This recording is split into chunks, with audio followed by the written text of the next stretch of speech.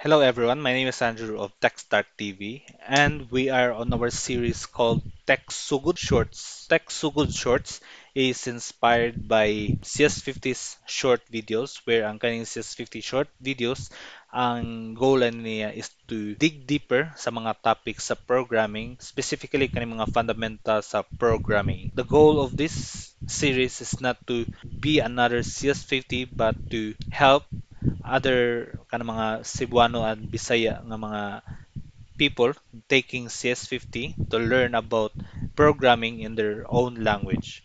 Okay, since usama ko kabisaya, and then I'm gonna be explaining to you the basics of programming in Bisaya. So the topic for this video is it's gonna be about loops.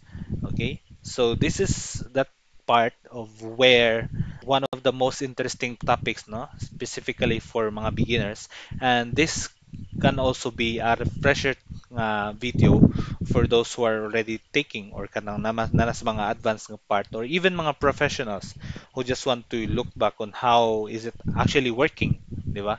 Underneath the hood kani mga gipang trabaho nila. So unsa man ni ang loop? Ang pinaka literal lang yun nga pagsabot aning loop is balik-balik. So repeating.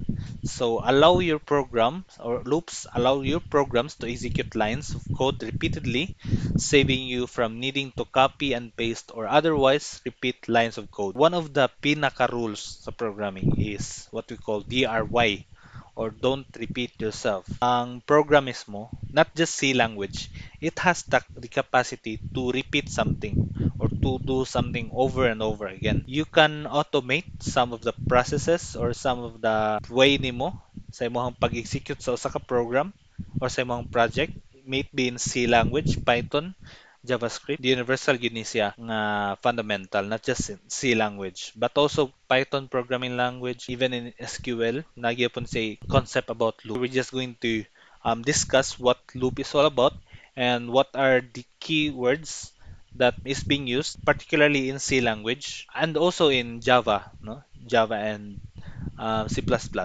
using mga kaning nga mga keywords, okay? So si Python might not have these keywords, but there are ways to execute this in Python programming language. But for today's video, we are going to execute these in loop. I mean in C language.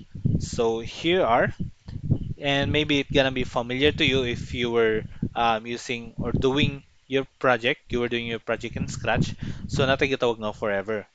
So, pasabot lang yun na ng forever guys is you are repeating something infinitely. Okay, so walay kahumanan. Imo sa gipabuhat sa kanang nga task repeatedly na walay kahumanan. Okay? So, ang una na to nga keyword is gitawag nga true or function is siya, sometimes tawagon natin ni siyang function. So, ang una na to nga function is while. Okay? Tapos sulod sa while kay mag-set ta og boolean expression, or we can just say literally true. Okay? So pasabot lang yun aning sa while or kaning gitawag po ni siyang while loop. So while something is true, do this repeatedly. Do this over and over again. And only if similar sa previous na to nga video, topic na to from previous video, nga katong if else. So si if or execute lang niya ang block of code niya nasa sulod ni if ang boolean expression kay true. So similar diri sa while loop, if ang kaning boolean expression is false, then i-ignore gid na niya ang mga processes diha dapita or suludan. But if true ganing boolean expression, then i-repeat yun niya ang topic over or kana nga um, block of code or kana nga block of kanang, yeah, i-repeat na niya over and over again until certain condition meets nga false. Kung unsa man ako masabutan na kung i-set mo ang while ang expression niya or ang boolean na ito true, then forever siya, di ba? Kaya magbalik-balik true. But if you are going to set limitation nga kung kanusa lang niya pwede ma-repeat ang something or kapila lang niya ma-repeat ang something, then maybe the solution is not going to just type true itself sa kanang boolean expression diha, no? Because if true, then it's going to repeat itself over and over again without stopping. But if you want to control, let's say gana lang nimong i-repeat siya for up to 10 times only, then dapat nimo sing i-set sa Boolean expression. Okay? So there are multiple ways on how to do that. Okay, so if the Boolean expression evaluates to true, all lines of code between the curly braces repeatedly, like I said earlier, from top to bottom. Somewhat confusing. The behavior of the scratch block is reversed, but it is the closest analog. So, yeah, muna yung ingon niya, muna na yung pinaka-closest analog, no? Yung makita nila sa scratch nga version. So, natay while loop. Pero naputay do while loop. So, unsa may kalahian sa do while loop? So kung sa while loop guys is execute lang niya ang kaning lines of code if ang expression kay true sa do while loop is buhaton niya ang kanay nga nasulod sa do whether true or false ang expression ni while. Okay? So ni execute niya ang kanang line of code at least once. Mo na siya. So if naa kay lines of code diha or lines of kanang or block of code diha sa sulod sa do, then execute na niya at at least once. Whether ang value sa while kay true or false or sa kanang boolean expression. But if true, ang sulod sa while, then balik ko niya o execute kung sa may nasulod sa do. Tapos mabalik na pud siya. Tapos i-set na pud magbalik-balik until nga false na ang value ni while, then skip na niya. Okay? So this loop will execute all lines of code between the curly braces once, and then if the Boolean expression varies to true, we'll go back and repeat that process until Boolean expression evaluates to false. So aside sa while ug do while loop, nabutay gitawag nga for loop. Okay? So for loop katong kaganiha while, di ba? Ato siya makuha niya do something until, okay? Mag-set tag Boolean expression. Sa for loop mo na kang repeat something for 10 times, muna na siya ang pinaka closest niya kuan way of doing it. So for loop na siya mga parameters diha or mga arguments. So sulod sa for loop kay giset nimo ang ihang nagset ka og variable or initialization tawagan na, tapos na kay boolean expression, tapos na kay iteration. So iteration guys, it's gonna be either incrementing or decrementing. So kung wala ka kasabot sa incrementing and decrementing, kay balik ka sa atong previous nga video about incrementing and decrementing. Okay? So, sa for loop, ang pasabot lang yun na, let's say, diri.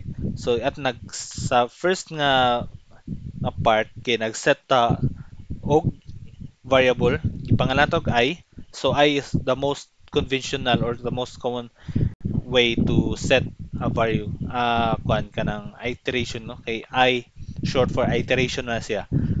Or kanang meaning, pero you can always name your kanang iteration variable in any way you like, but pinaka kuan lagi mag-practice na gini siya ba kay I gid ang gamiton. So atong gamitan sa int integer equals 0, tapos sa iyahang boolean is I is less than 10. So sa iteration pud niya is kuan increment siya. So unsa man ang pasabutan ni? So nag-set ka og I to 0, tapos kanang diha sa boolean expression pasabot gyud na if kanang nga boolean expression is true pa na siya, is execute niya mo kung unsa ana susulod sa for loop. Okay? So, but here's a catch. Since sa kani nga line of code is nagbuhat na kag incrementation diri, okay? So sa first nga loop or sa first nga iteration or sa first nga instance, 0 pa ang value ni I, but since nag-increment man ka sa pagbalik niya, na-ada na og 1 ang value ni I, which is 1 na siya karon. But since sa ato ang boolean expression is lesser than 10 pa man gyud ang 1, then mobalik pa siya og kana execute sa code, tas mapuna na pud siya 1 2, magbalik-balik na siya hangtod ang iyang value greater than 10 na gyud. Okay? So but while or if I is still lesser than 10, then that's true, di ba? So, execute gyapon niya ang block of code nga nasulod sa for loop. Okay, until nga ang kani nga Boolean expression is false na siya. Like I said earlier, so start expression and increment, but I like to call it kanang initialization, Boolean expression, and iteration. Okay? So sa iteration, whether increment or decrement na siya. So whether imong punan og 1 or minusan nimo og 1 ang value sa kanang gi-initialize nimo. But you are not just limiting sa pagkani kani increment nga part, you are not just um, incrementing the value of the iteration nga variable nga imong set, but you can always manipulate the variables, whether ka nga variable kay global variable na siya or internal variable na siya, you can always manipulate that. But for as long as ang kanang nga variable kay accessible na siya. So we're going to discuss about kanang global variables suna na siya as long maabot na tatana dapita.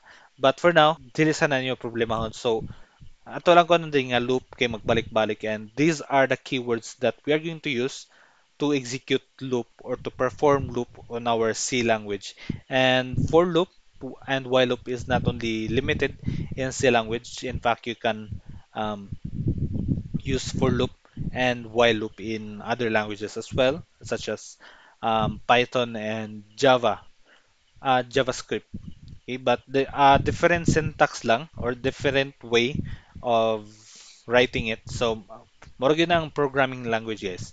So, naay Bisaya, naay po'y English. Same-same ra sila og kahulugan pero lahi og pag-istorya. So, loops. So, key takeaways lang ni siya. So, natay three ways on how to execute loop. At least now, at least three ways how to execute loops in C language. First, you use while or while loop, and we can also do while. So if you want to execute a code at least once, whether the expression or the Boolean expression is true or false, and you can also use for loop when you want to loop a number of times. Though you may not know the number at the moment the program is compiled. We'll also do different kanang video no on kanang applications gid nila.